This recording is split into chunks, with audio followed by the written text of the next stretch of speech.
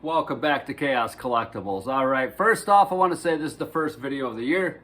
Happy New Year to everybody out there. Thanks again for tuning in. So, I spent the majority of my day yesterday. Started it the night before for a couple hours. Majority of my day yesterday working on the two-headed Sasquatch Frickin Cyclops, which was designed by Moran Wallace. 3D printed, put together, assembled, and primed before I received it. I did a video on that probably about 3 or 4 weeks ago. Woke up this morning, finished painting it, did some touch-ups, let it sit for a minute, and is now complete. Pretty happy with the way it turned out. This is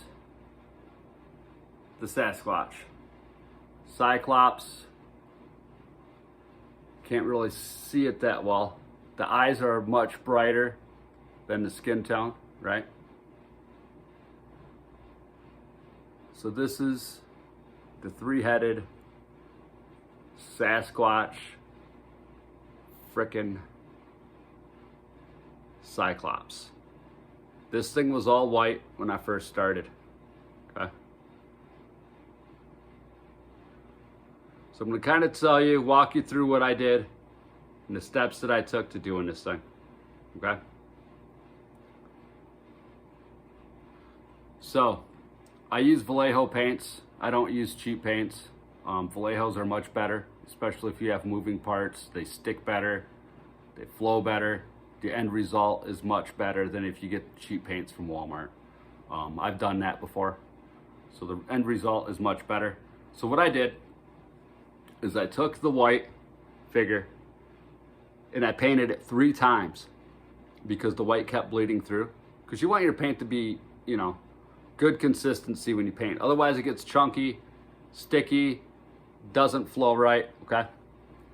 Beastly brown. And I was thinking about going with more of a mustard color, mustard green, olive color, but mixed up some paint, a yellow and a green, and I got this green color here, which I thought was pretty cool. The more I started to paint it, the more I was like, wow, that's kind of a Hulk green, which kind of happened by accident. And I dry brushed the whole thing, dry brush, right? That way you could see the shadows from the previous layer underneath, right?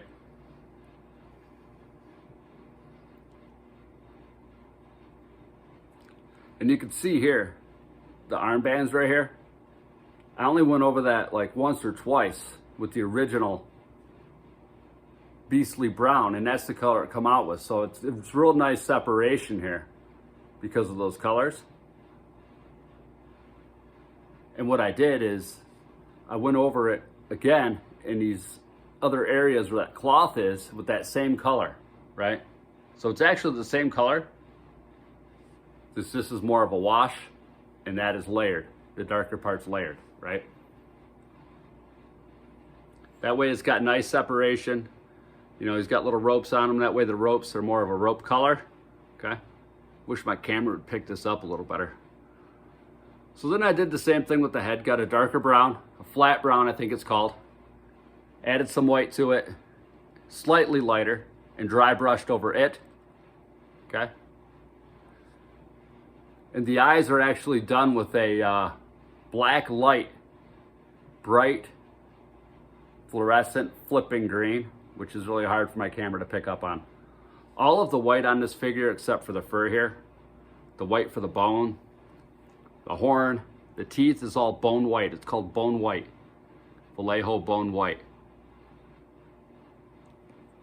And then again, I dry brushed over, painted this several times over the leather parts, dry brushed over it with gray and like a rusty brown color that I created to give it more of a weathered look, which I wish my camera would pick it up a little better, but it's not. And I didn't have like a worn copper color or anything like that, or a bronze. So I used a gold, mixed it with the brown. You really can't see the weatheredness of this arm plate here, but it is kind of weathered. It's really not all one color. Same thing with the belt. Spike on the front, did all that. The crotch area was done the same way as the hair, same colors. And then the bottom, I tried to replicate the same thing that I did up here, but the wash was a little heavier down here. Tried going over it with white, repainting it, didn't quite work out. So what I did is I just highlighted it with some white dry brushing, just so it all wasn't all just washed out, and you know, just to create some more detail there. So I'm kind of happy how that turned out. But if you see the way the dry brushing works on the details of the feet, you see here, it's kind of hard to see. You can see brown in there. All the cracks are brown, right? It really creates a lot of depth in this figure. Teeth are done in bone white as well.